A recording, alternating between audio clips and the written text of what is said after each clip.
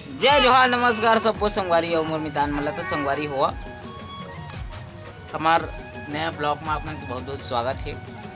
ऋषि आप मन ला रो के बतावत है कि मैं कैसे प्रकार से रोता हूँ। आप मन ला रो के दिखाही कैसे प्रकार से रोथे ऋषि है ना।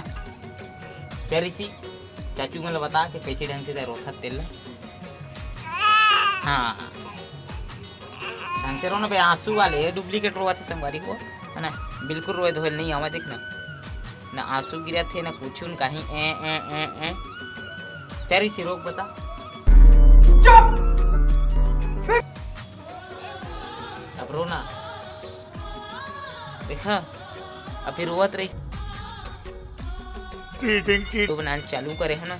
शांत हो गया अब काबर के साउ सीधा लड़का बढ़िया मोरो वीडियो आवे अब अभी रोवत रही सब है ना।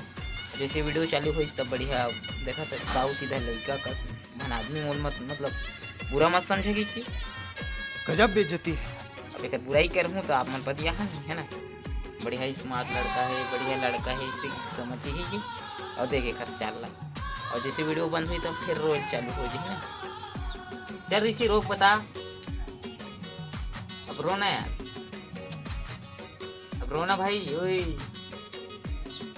एक नंबर के ड्रामेबाज यार बहुत ड्रामे। अभी एक तबीयत खराब हो कुछ दिन से 3-4 दिन से खांसी सर्दी और बुखार है। बेचारा बहुत परेशान हुआ है अपन सेहत के लिए। हाँ